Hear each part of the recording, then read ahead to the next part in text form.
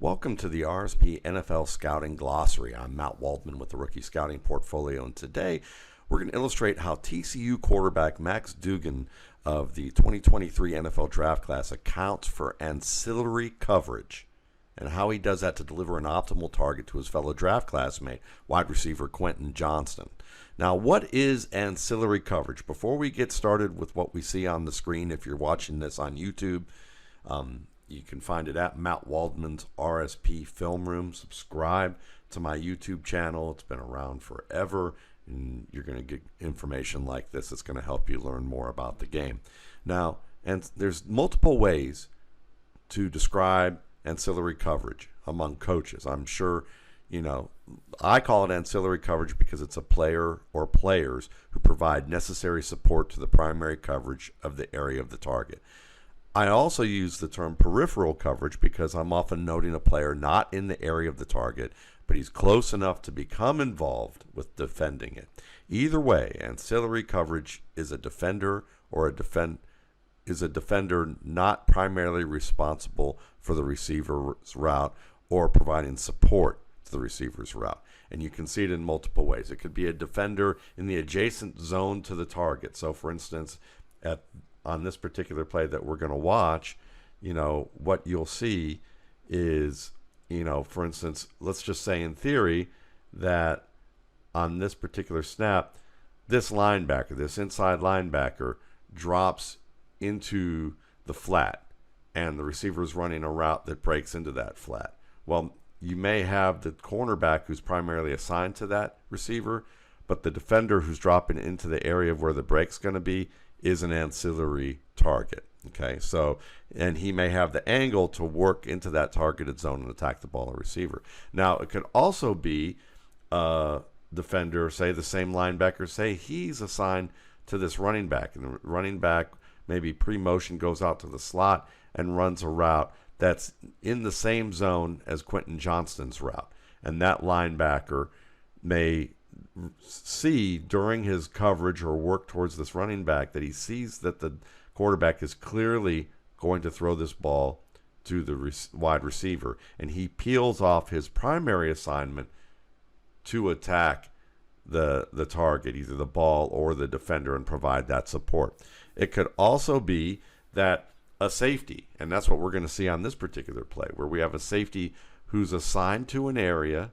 This safety in the right flat right here, he's going to actually work to the middle of the field post-snap, and he's going to be covering the deep quadrant of the field where Johnston is breaking. So maybe the primary coverage here is still the cornerback, but that ancillary defender, that secondary coverage, is this safety, and he's going to have an angle to cut off this throw if quarterback Max Duggan doesn't account for it.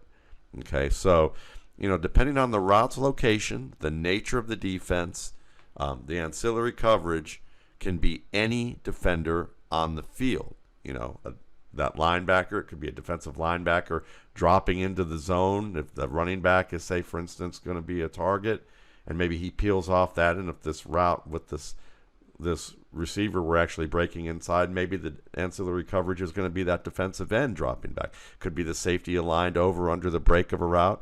And he determines the target and he works into the path of the break. Or it could be a cornerback peeling off his man-to-man assignment that's working through the same area as the intended target. So, as you can see, ancillary coverage is one of the biggest causes of interceptions. And it's mainly due to the quarterback neither identifying nor accounting for ancillary coverage when they make the decision to throw the ball. So a quarterback may see the nearby coverage, but they may not account for the defender's body position, which is the leverage of the defender relative to the target. So, for instance, again, if we're looking at this linebacker and say the linebacker is going to be covering a running back coming out of the backfield, and his body position has where his back is maybe to the receiver breaking to the inside. Well, if Duggan makes the throw on time, the defender's chest facing the right boundary and his back to the receiver, that leverage is ideal because the time it takes him to turn and try and attack this receiver's route is too long. But if the defender has his chest facing the receiver, or he's playing over the top where his chest is facing the quarterback and he's looking at the quarterback, then based on that break, the defender has the leverage advantage and the quarterback should have accounted for that. So that's an important thing.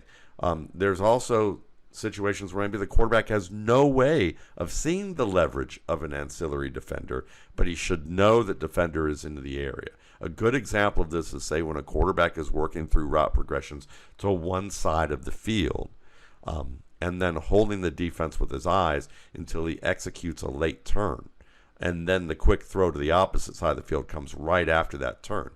Think of a screen or a throwback or a secondary target that often requires the quarterback to release the ball as soon as he pivots his body to that opposite side of the field.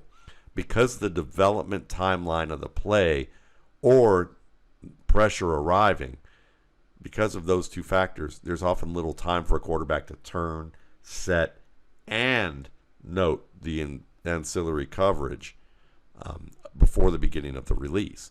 Inserting that final step of ascertaining that ancillary coverage can derail the execution of the play.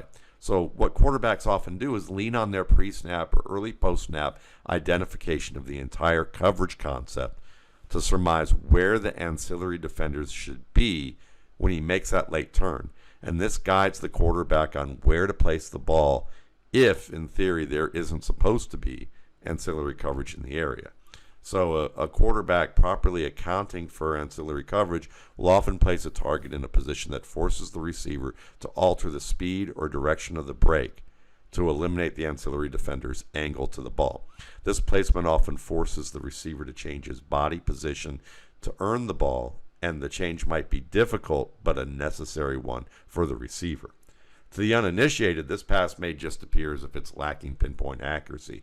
However, when we grade quarterback accuracy, we should be accounting for more than the ball reaching the receiver in stride or to the exact spot where the receiver is settled on the field. So ancillary coverage is one of those factors quarterbacks and evaluators must take into account. Now, what it looks like with Max Duggan on the field here, you're going to see that you have two safeties who are high right now, but you see that the safety on the left side of the quarterback is pointing to his safety on the right. Well, they're making an adjustment. Well, that adjustment is that this safety is going to be climbing up towards the formation post snap, and the safety on the right side of the quarterback is actually going to take the deep middle. See that? That's a rotation. You're going to see that, and the safety is actually coming up to cover this back out of the backfield.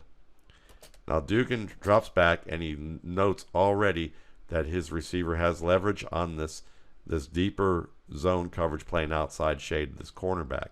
So it's a combination of the cornerback and the safety rotated over for this route to be the coverage for this receiver. Duggan knows that the receiver has inside leverage and he's going to throw this ball. Now, to the casual viewer, again, if you're not accounting for ancillary coverage, you're just going to lead the receiver downfield towards the inside and let him just continue running as fast as he can to catch this ball in stride. But if you do that, you're eventually going to run into this safety right here. And if you continue to lead him here, instead of what he did, that receiver may end up running directly into the safety. Instead, Duggan accounts for this by throwing the ball behind the receiver, forcing him to slow down and turn back for the ball. And what this does is he slows the pace of the receiver to buy time to make the play before the safety reaches Johnston, and it forces the receiver to turn his back to the safety, and this protects the ball from the potential contact of the defender. This is accounting for the ancillary coverage, and when you do that, you're making good plays. It may not look like a pinpoint accurate pass if you're just accounting for the receiver's route and where the ball should be thrown if there was no defender there.